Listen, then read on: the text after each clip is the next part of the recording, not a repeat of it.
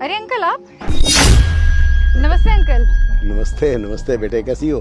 मैं ठीक हूँ, आप बताइए आप कैसे हैं? मैं बिल्कुल ठीक हूँ, थैंक यू। वैसे आप यहाँ क्या कर रहे हैं? मैं बस अपने बेटे की वेट कर रहा हूँ बेटा, वो आने वाला है, कहीं जाना है हमको साथ में। वैसे आपके बेटे से याद आया, उसकी सैलरी वैलरी कुछ बढ़ी या अभी भी उतना ही कमाता है, 10-15 हज़ार रुपए?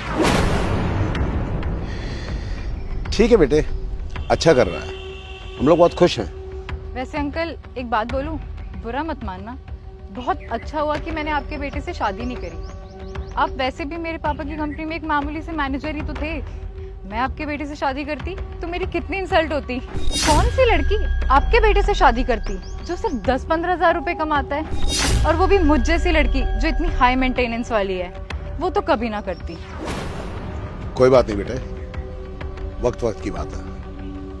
तुम्हारे पापा से मेरे बॉस ही नहीं थे, मेरे बहुत अच्छे दोस्त भी थे, और तुम्हें मैंने बचपन से बड़े होते देखा, और इसीलिए मुझे लगा कि शायद धीरज के लिए तुम एक बहुत अच्छी वाइफ रहोगी, उसकी जीवन साथी रहोगी। पर यस, ये भी जरूरी है, बच्चों की अपनी चॉइस भी होनी चाहिए। मेरे पापा इतनी बड़ी कंपनी के मालिक हैं और आपका बेटा एक नॉर्मल सा सेल्समैन।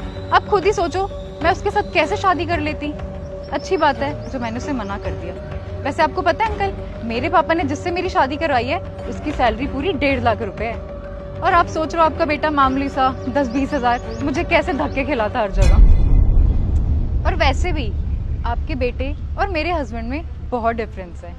पता नहीं आपका बेटा कहाँ धक्के खा रहा हो, और मेरा पति आराम से एसी में काम करता है कंपनी में बैठ के। मुझे सुन के अच्छा लगा बेटा कि तुम्हारे हस्बैंड बहुत अच्छी तनख्वाह ले रहे हैं, लेकिन इसका मतलब ये नहीं है कि तुम मेरे बेटे धीरज के लिए कुछ भी बोलो, उसकी बेइज्जती नहीं कर सकते तुम। कितने साल हुए तुम्हें धीरज से मिले हुए? देखो uncle, I am really sorry to say, पर आपका बेटा इसी लायक है, जब अपनी लाइफ में कुछ करेगा नहीं तो सबसे सुनेगा ही वो।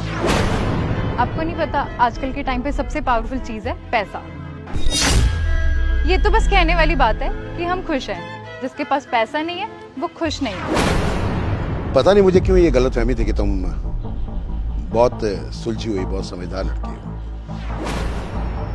तुम्हारे पापा, जो कि मेरे बहुत अच्छे दोस्त थे, जैसा मैंने तुम्हें बताया, और तुम जानती भी हो, वो जितना संस्कारी आदमी था, तो मैंने यही सोचा था कि उसने अपने बच्चों को भी यही संस्कार दिया होगा।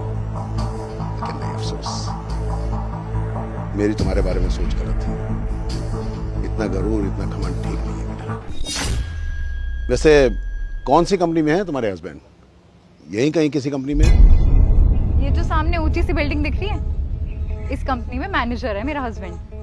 वेरी गुड, वेरी गुड, बहुत खुशी हुई, बहुत अच्छी कंपनी है ये। लेकिन तुम इस कंपनी के मालिक को जानती हो? कौन है? इस कंपनी का मालिक है मिस्टर धीरज, मेरा बेटा, जिसे तुम अभी अंडर एस्टिमेट कर रही थी और जिसके बारे में ना जाने क्या क्या बोले जा रही थी। वो ना सिर्फ इस कंपनी का, जिसमें तुम्हारे हस्बैंड फकत एक मैनेजर हैं, बल्कि इस पूरी बिल्डिंग का मालिक है वो। और आज उसकी क्वालिफिकेशंस, उसकी एजुकेशन और उसकी ईमानदारी, उसकी मेहनत की वजह से न जाने कितने ही मैनेजर्स और जनरल मैनेजर्स उसके अंडर काम करते हैं, वो उन्हें तनख्वाहें देते हैं। लेकिन बिना सोचे समझे किसी के बारे में कोई कटाक्ष करना, कोई कमेंट करना, ये अच्छी बात नहीं है। वक्त से डर के रहना चाहिए बेटा। देखो ना वक्त का करिश्मा।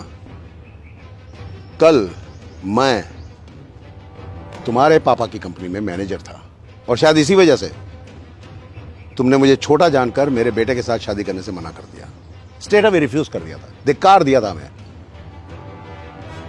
और आज उसी वक्त ने तुम्हें और मुझे कहां लाके खड़ा कर दिया। वही धीरज है जो वक्त की वजह से आज पूरी इस कंपनी का मालिक बना हुआ है, और तुम्हारे खुद के हस्बैंड, जो तुम्हारी चॉइस थे, वो उसके अंडर उसी की कंपनी में मैनेजर। I'm sorry अंकल, मुझे नहीं पता था कि आपके बेटे ने इतनी तरक्की कर ली है। अरे नहीं बच्चे, तुम्हें नीचा दिखाने के लिए मैं ये सब नहीं कह रहा हूं, मैं तो सिर्फ तुम्हें एहसास करवाना चाहता हूं हर इंसान एक पर्पस के लिए आता है यहाँ पर, और अगर वो अपनी मेहनत से, अपनी ईमानदारी से कुछ पैसा कमाता है और तरक्की करता है, जैसा मेरे बेटे धीरज ने की, तो उसमें घमंड नहीं, गर्व किया जाता है। Sorry uncle. पापा बोला तो था आपको कि अंदर आ जाओ, आप यहाँ पे वेट कर रहे हो। अरे नहीं बेटा, मैं तो यही वेट कर रहा था। तुमने कहा था अभी 5-7 मिनट लगेंगे, तो मैं यहीं खड़ा था, बट इतने में निधि बिटिया मिल गई। अरे पहचाना नहीं क्या? मेरे बॉस की बिटिया निधि।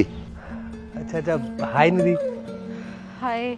और देखो इत्तेफाक देखो, अपनी निधि के हस्बैंड भी तुम्हारी कंपनी में मैनेजर हैं। अरे वाह, ये तो बहुत अच्छी बात है, मुझे तो पता ही नहीं था। कभी बुलाओ इनको डिनर पे। हाँ हाँ, क्यों नहीं क्यों नहीं, अब तो मुलाकात होती रहेगी। अच्छा बेटा, हमें कहीं निकलना है, फिर मिलेंगे। टेक केयर, खुश रहो खुश रहो। ठीक है अंकल।